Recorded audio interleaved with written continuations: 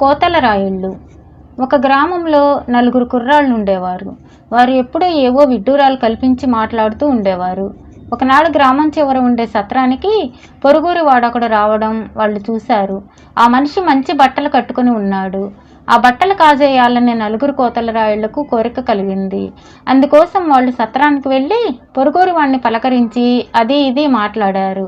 చివరకు కోతల రాయుళ్లలో ఒకడు, ఒక చిన్న పందెం వేసుకుందాం, ఒక్కొక్కడు తనకు కలిగిన వింత అనుభవాన్ని చెప్పాలి. వినేవాళ్లలో ఎవడైనా ఆ అనుభవాన్ని నమ్మకపోతే నమ్మని వాడు కథ చెప్పిన వాడికి దాసుడైపోవాలి అన్నాడు. ఇందుకు పొరుగురి వాడు కూడా ఒప్పుకున్నాడు. కోతల రాయుళ్ళు సంతోషించారు. ఎందుకంటే వాళ్ళు చెప్పే కథలు ఎవరికీ నమ్మశక్యంగా ఉండవు. పొరుగురి వాడు తప్పక దొరికిపోతాడు అని కోతల రాయుళ్ల నమ్మకం. మొదటివాడు తన కథ ఇలా చెప్పాడు. మా అమ్మ నన్ను కడుపుతూ ఉండి మా ఇంటికి ఎదురుగా ఉన్న నేరేడు చెట్టు పళ్ళు తినాలని ఉన్నదని మా నాన్నతో చెప్పింది. అంత ఎత్తు చెట్టు తాను ఎక్కలేనని మా నాన్న అన్నాడు. మా అన్నలను అడిగితే వాళ్ళు అలాగే చెప్పారు. నాకు జాలి వేసి మా అమ్మ కడుపులో నుంచి బయటకు వచ్చి నేరేడు చెట్టుకి పళ్ళన్నీ కోసి తెచ్చి వంట ఇంట్లో దాచిపెట్టాను. తర్వాత ఏమీ ఎరగనట్టు మళ్ళీ మా అమ్మ కడుపులో దూరాను. తర్వాత మా అమ్మ తనకు కావలసినన్ని తిని మిగతావి ఊరంతా పంచిపెట్టి అప్పటికి మిగిలిన పళ్ళు ఇంటి ముందు పారేస్తే అవి ఇల్లంత ఎత్తు గుట్టయి వీధిలో నుంచి ఇల్లు కనపడకుండా పోయింది. ఈ కథ చెప్పి కోతల రాయుడు పొరుగురి వాడికేసి చూశాడు.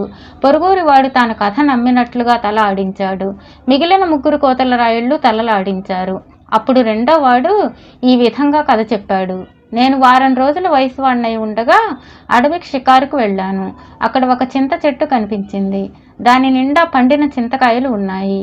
నాకు ఆకలిగా ఉండడం చేత వెంటనే చెట్టెక్కి కడుపు నిండా చింతగొల్లలు తిన్నాను. దాంతో పొట్ట బరువెక్కి నిద్రమత్తు వచ్చేసి కిందకి దిగటం అసాధ్యమైంది. అందుకని నేను ఊళ్ళోకి వెళ్ళి ఒక నిచ్చెన పట్టుకొచ్చి చింత చెట్టుకు వేసి దాని మీదుగా దిగి వచ్చాను. ఇంకా నయం, నాకు ఊళ్ళో నిచ్చెన దొరికింది, లేకపోతే ఆ చెట్టు మీదే ఉండిపోవలసి వచ్చేది అన్నాడు. ఇది కూడా నమ్మినట్లుగానే పొరుగురి వాడు తల ఆడించాడు. మిగిలిన ముగ్గురు కోతల రాయుళ్ళు తలలు ఆడించారు. అప్పుడు మూడోవాడు ఈ విధంగా తన కథ చెప్పాడు. నేను మంచి కుర్ర వయసులో ఒకనాడు కుందేలు లాంటిది కనిపిస్తే దాని వెంట పడ్డాను. అది కాస్త ఒక పొదలో దూరింది. దాని వెనుకగా నేను కూడా పొదలో దూరి చూతును కదా, అదొక పెద్ద పులి. అది నన్ను మింగాలన్న ఉద్దేశంతో నోరు తెరిచింది. నన్ను మింగడం అన్యాయమని, అది కుందేలనే పొరపాటుతో దాన్ని తరిమానని మంచిగా చెప్పి చూశాను. అది నా మాట వినిపించుకోక నోరు తెరిచి నా పైకి వచ్చింది. నాకు చిరాకెత్తి ఎడమ చేత్తో దాన్ని పైదవడ పట్టుకొని పైకి ఒక్క గుంజు గుంజాను. ఆ దెబ్బతో పులి రెండుగా విరిగి చచ్చూరుకుంది. ఈ కథ కూడా తాను నమ్మినట్లే పొరుగురి వాడు తల ఆడించాడు. మిగిలిన ముగ్గురు కూడా తలలు ఆడించారు. అప్పుడు నాలుగో వాడు తన కథ ఇలా చెప్పాడు. కిందటేడు చేపల వేటకు వెళ్ళాను. ఒక్క చేప కూడా దొరికింది కాదు. మిగిలిన పల్లె వాళ్ళని అడిగితే తమకు కూడా చేప అన్నది చిక్కలేదు అని చెప్పారు. నది అడుగున ఏదో జరుగుతూ ఉంటుంది. అదేమిటో చూద్దామని నేను నా పడవలో నుంచి నీటిలోకి దూకాను. నది అడుగున కొండంత చేప ఒకటి ఉంది. ఇతర చేపలన్నిటినీ అది తినేస్తున్నది. ఒక్క గుద్దుతో ఆ పెద్ద చేపను చంపేశాను. ఆకలి దహించుకుపోతుండడం వల్ల నేను అక్కడే నిప్పు రాజేసి ఆ చేపను కాల్చేసి దాన్ని శాంతం తినేశాను. తర్వాత నీటిపైకి వచ్చి నా పడవలో ఎక్కి ఇల్లు చేరుకున్నాను. ఈ కథను కూడా నమ్మినట్లే పొరుగురి వాడు తల ఆడించాడు.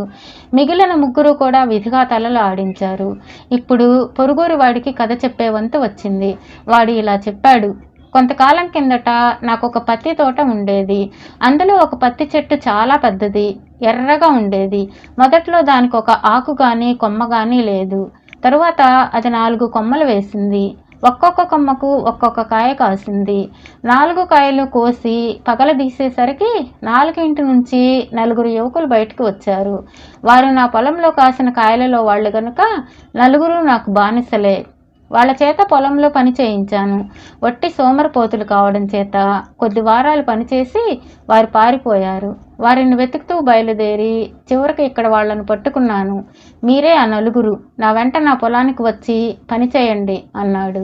ఈ కథ విని 4 తలలు దించేసుకున్నారు. వాళ్లకు పెద్ద చిక్కే వచ్చింది.